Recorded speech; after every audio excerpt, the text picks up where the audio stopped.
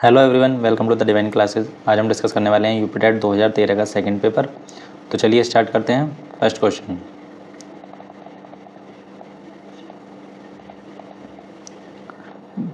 बाजपन रोधी विटामिन है। ठीक है, बाजपन किस विटामिन से किस विटामिन की कमी से होता है ये बताना है। तो वो होता है विटामिन ई की कमी से। ठीक है, और ये बाकी के तीन ऑप्शन इन्हें भी देख लेते हैं। विटामिन ए, ठीक है, विटामिन ए की कमी से क्या होता है? विटामिन ए की कमी से होता है रतौंधी, रतौंधी।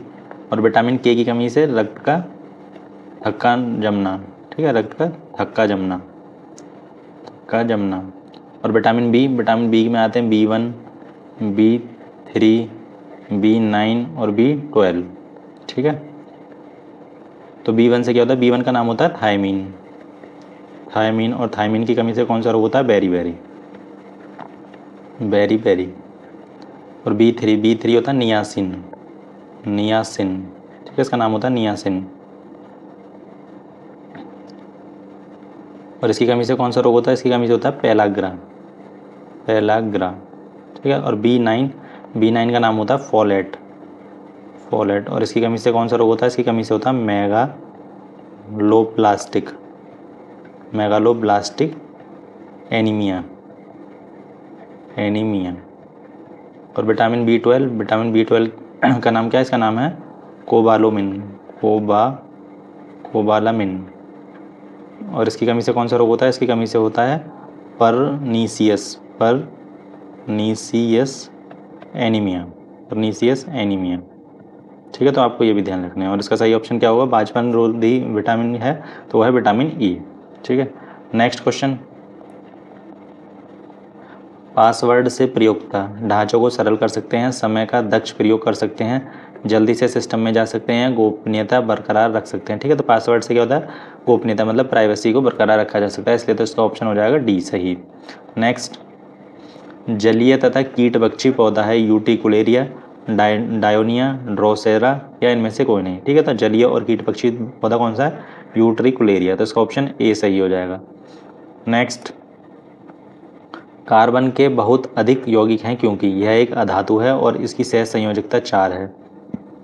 यह सहसंयोजी बंध बनाता है, या इसमें श्रृंखलीकरण की प्रवृत्ति अधिक है, या इसके यौगिक ज्वलनशील हैं और गलनांक तथा क्वथनांक कम है। ठीक है, तो इसके यौगिक सबसे ज़्यादा क्यों है? क्योंकि इसमें श्रृंखलीकरण की प्रवृत्ति अधिक है, तो इसका ऑप्शन सी सही हो जाएगा। नेक्स्ट, निम्नलिखित में से कौन सा चुंबकीय क्षेत्र का मात्रक नहीं है? Weber per metre square, gauss, tesla या वेबर। ठीक है, तो weber per metre square, gauss और टेस्ला ये तीनों क्या हैं? ये हैं चुंबकीय क्षेत्र के मात्रक या यूनिट। ठीक है, और वेबर किसकी है? ये है चुंबकीय फ्लक्स की, चुंबकीय फ्लक्स की यूनिट।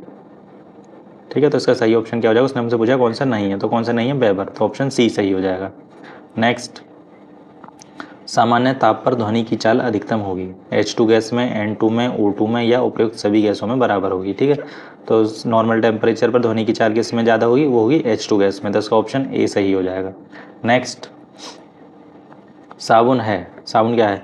निम्न श्रेणी वसा अम्लों के एल्कली धातुओं के लवण, डोडेसिल बेंजीन सल्फोनेट, या उच्च श्रेणी वसा अम्लों के एल्कलाइन धातुओं के लवण, या उच्च श्रेणी वसा अम्लों के एल्कली धातुओं के लवण। ठीक है, तो साबुन क्या है? उच्च श्रेणी वसा अम्लों के एल्कली धातुओं के लवण। ठीक है, तो ऑप्शन डी सही हो जाएगा। नेक्स्ट, पानी का भारीपन निम्नलिखित में से किसके कारण होता है? ठीक है, तो वो किसके कारण होता है? वो होता है कैल्शियम और मैग्नीशियम के कारण। ठीक है, तो कैल्शियम और मैग्नीशियम एक ऑप्शन में है, तो Ca+ एवं Mg+2 के क्लोराइड्स और सल्फेट के कारण। ठीक है, तो इसका ऑप्शन बी सही हो जाएगा।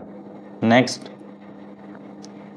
अणुओं तथा परमाणुओं में इलेक्ट्रॉन के द्वारा उत्पन्न चुंबकीय क्षेत्र का कारण है केवल चक्रण गति, केवल कक्षीय गति।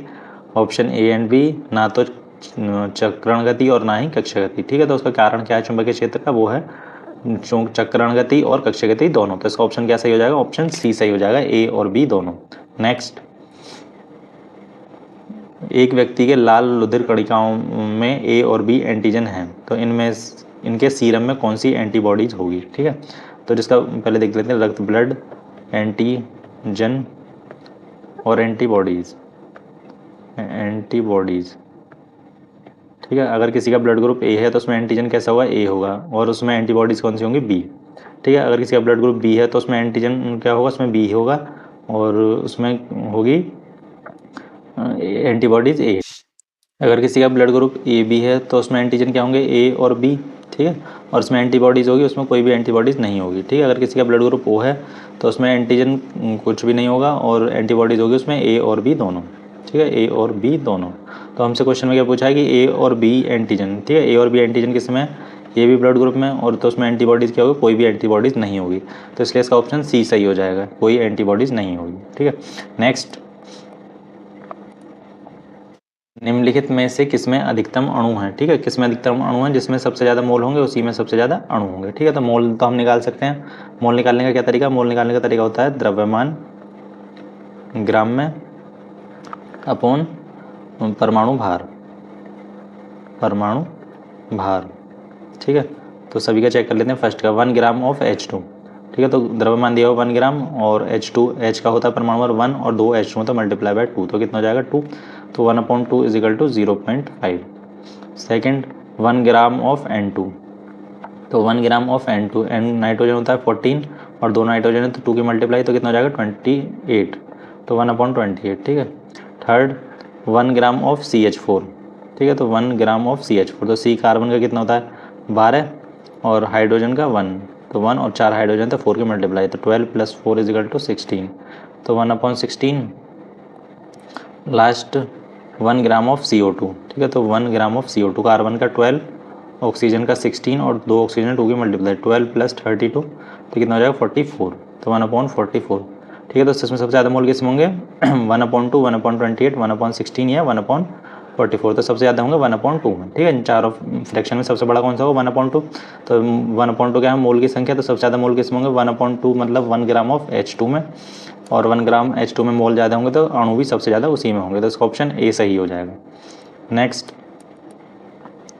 1.5 ओम, 0.05 ओम तथा 0.25 ओम के प्रतिरोध श्रेणी क्रम में जुड़े हैं, तो इनका तुल्य प्रतिरोध क्या होगा, ठीक है। तो इसको मान लेते हैं R1, R2 और R3, तो इनका तुल्य प्रतिरोध क्या होगा R, वो क्या होगा R1 + R2 + R3, ठीक है। तो R1 कितना 1.5 + 0.05 + 0.25, ठीक है, इनको प्लस करेंगे तो 1.5 और 0.05 और 0.25, ठीक है, 5 5 10 कैरी 1, 5 2 7 और 1 8 और 1, तो कितना हो जाएगा 1.80 ओम, ठीक है। तो 1.80 मतलब ऑप्शन ए सही हो जाएगा। नेक्स्ट, इनमें से कौन सा वास्तव में मीन नहीं है, मीन मतलब मछली नहीं है, फुफ्फुस मछली, रजत मछली, बिल्ली मछली या कुत्ता मछली, तो सब कौन सा नहीं है मीन, वो है रजत मछली, ठीक है। ये मछली ही एक तरीके का कीट है, तो इसका ऑप्शन बी सही हो जाएगा। नेक्स्ट, कैलेमाइन किस धातु का अयस्क है, मैग्नीशियम, कॉपर, जिंक या आयरन, ठीक है। तो कैलेमाइन किसका है, वो है जिंक का, तो इसका ऑप्शन सी सही हो जाएगा। नेक्स्ट, किसमें पर्णाभ पर्व होता है, पार्किनोसोनिया में, अकेशनिया में, ओपनशिया में या एस्पेरेगस में, तो वो किस में होता है एस्पेरेगस में होता है, तो इसका ऑप्शन डी सही हो जाएगा। नेक्स्ट,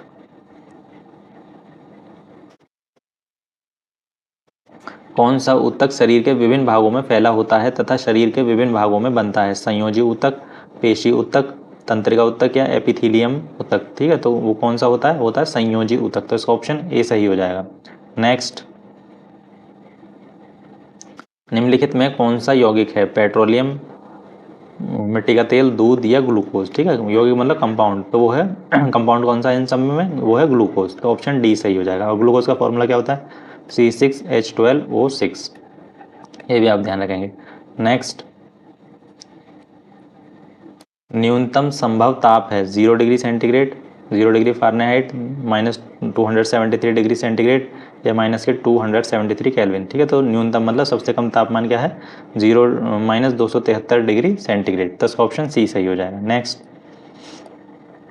एक एपिथीलियमी ऊतक जिसकी पतली चपटी कोशिकाएं एक दूसरे के किनारों से जुड़ी होती हैं, मानो पास पास सटे हुए टाइल लगे हों, पाया जाता है अमाशय की भीतरी सतह पर और अंडाशय की बाहरी सतह, गालों की भीतरी सतह या फैलोपियन नलिका का भीतरी भाग, ठीक है। तो पाया किस में पाया जाता है, वो अमाशय का भीतरी स्तर में पाया जाता है, इसका ऑप्शन ए सही हो जाएगा। नेक्स्ट, इनमें से कौन सी सांद्रण की एक विधि नहीं है, फेन प्लेवन विधि, चुंबकीय विधि, गुरुत्वीय पृथक्करण विधि या निस्तापन। ठीक है, तो सांद्रण की कौन सी विधि नहीं है, वो है निस्तापन। तो इसका ऑप्शन सी सही हो जाएगा। नेक्स्ट, पृथ्वी के केंद्र पर किसी पिंड का भार है शून्य, अनंत, ध्रुवों पर भार से थोड़ा कम या विषुवत रेखा पर भार से थोड़ा कम। ठीक है, तो भार क्या होता है, भार होता है mg। ठीक है, और पृथ्वी के केंद्र पर मतलब सेंटर पर जो g होता है वो कितना होता है 0, तो m into zero is equal to 0, तो वो कितना हो जाएगा, शून्य। तो इसका ऑप्शन ए सही हो जाएगा। नेक्स्ट, एक उत्तल लेंस जिसकी फोकस दूरी 0.5 मीटर और एक अवतल लेंस जिसकी फोकस दूरी 1 मीटर हो को जोड़ा जाता है तो निम्नलिखित लेंस की क्षमता क्या होगी। ठीक है, तो क्षमता कैसे निकालते हैं लेंस की, वो होती है D is equal to 1/f। ठीक है, लेकिन फोकस दूरी हमें साइन के साथ लेनी पड़ती है। अब साइन के साथ कैसे लेंगे, उत्तल लेंस किस तरीके से होता है, इस तरीके से, उसके अंदर पॉलिश होती है, ये इसकी प्रिंसिपल एक्सिस है, उसका फोकस यहाँ पर होता है और ये सेंटर। ठीक है, और अवतल दर्पण कैसा होता है, वो इस तरीके से होता है, उसके बाहर पॉलिश होती है और ये उसकी प्रिंसिपल एक्सिस, उसका फोकस यहाँ पर होता है और सेंटर यहाँ पर। ठीक है, तो अब साइन कैसे लेंगे, साइन का कैसे पता चलेगा, तो हम क्या करते हैं कि जो एक्स एक्सिस और वाई एक्सिस बना लेते हैं, ये एक्स एक्सिस हो गई, वो सॉरी वाई एक्सिस, और ये एक्स एक्सिस हो गई। इसी तरीके से इसमें, ठीक है, जैसे उसमें एक्स एक्सिस और वाई एक्सिस कोऑर्डिनेट में साइन लेते हैं, ऐसे इसी में लेंगे। तो इधर साइड क्या होगा, प्लस के एक्स एक्सिस, तो इसकी जो फोकस दूरी होता है लेंस की कितनी है 0.5, तो वो लेनी है हमें प्लस के। और इधर होती है माइनस के एक्स एक्सिस, तो इसकी कितनी है -1 मीटर है, तो साइन के साथ लेंगे तो माइनस के 1 मीटर। ठीक है, अब इन दोनों को जोड़ देंगे तो 1/f, तो 1/f मतलब 0.5 और फिर प्लस, लेकिन इसकी माइनस लेंगे -1/1, तो इसको सॉल्व कर लेंगे तो 0 पॉइंट हटाएंगे तो कितना ऊपर 10 आ जाएगा, तो 10/5 -1, 5 2 ज़र, तो 2 - 1 इज इक्वल टू 1। और इसकी यूनिट क्या होती है, डायोप्टर, डायोप्टर। ठीक है, इसकी जो लेंस की क्षमता होती है उसे बोलते हैं डायोप्टर, इसकी यूनिट को। तो इसका सही आंसर क्या हो जाएगा, इसका सही आंसर हो जाएगा 1 डायोप्टर, ऑप्शन ए। नेक्स्ट, रुधिर संवहन जो कोशिकाओं से आरंभ होकर कोशिकाओं में ही समाप्त हो जाता है कहलाता है वृक्कीय संवहन, लसीका संवहन, कृतीय संवहन या निवाहिका संवहन। तो वो होता है लसीका संवहन, तो इसका ऑप्शन बी सही हो जाएगा। नेक्स्ट, हाइड्रोजन का कौन सा समस्थानिक भारी जल है, 1H1, 1H2, 1H1 व 1H3 या 1H3। ठीक है, तो वो होता है 1H2। ठीक है, और भारी जल का क्या फॉर्मूला होता है, वो होता है D2O। ठीक है, उसे H नहीं लिखते, इसे कहते हैं भारी जल, भारी जल। ठीक है, तो इसका ऑप्शन बी सही हो जाएगा। नेक्स्ट,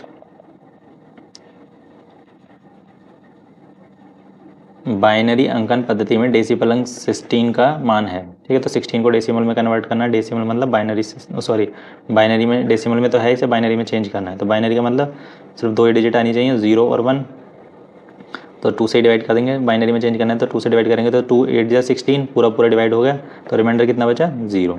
ठीक है, फिर 2 से डिवाइड करेंगे, 2 4 जा 8, पूरा पूरा डिवाइड हुआ तो मतलब 0, 2 2 जा मतलब 0 रिमाइंडर, 2 1 जा 1 और रिमाइंडर 0। ठीक है, अब ये 1 को यहाँ लिख लेंगे जो 1 बच रहा है, अब इसको ऊपर से नीचे की तरफ लिख लेंगे, 1 और 4 0, 1 2 3 4, तो 4 0 मतलब ऑप्शन बी सही हो जाएगा। नेक्स्ट,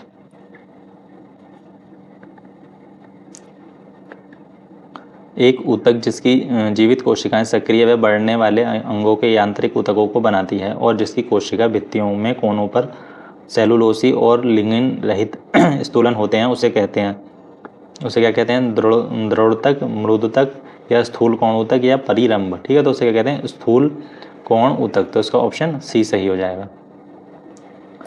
नेक्स्ट, न्यूमेरिक कुंजी या की होती है मॉनिटर में, सीपीयू में, हार्ड डिस्क में या कीबोर्ड में। ठीक है, तो की कहाँ पर होती है, कीबोर्ड में होती हैं, तो इसका ऑप्शन डी सही हो जाएगा। नेक्स्ट,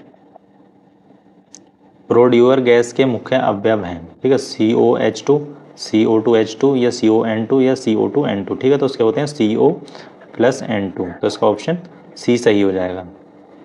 नेक्स्ट, नारियल के रेशे किस भाग में मिलते हैं, बाह्य फल भित्ति में, अंतःफल भित्ति में, मध्य फल भित्ति में या बीज कवच में। तो कहाँ मिलते हैं नारियल के रेशे, बाह्य फल भित्ति में। ठीक है, तो इसका ऑप्शन ए सही हो जाएगा।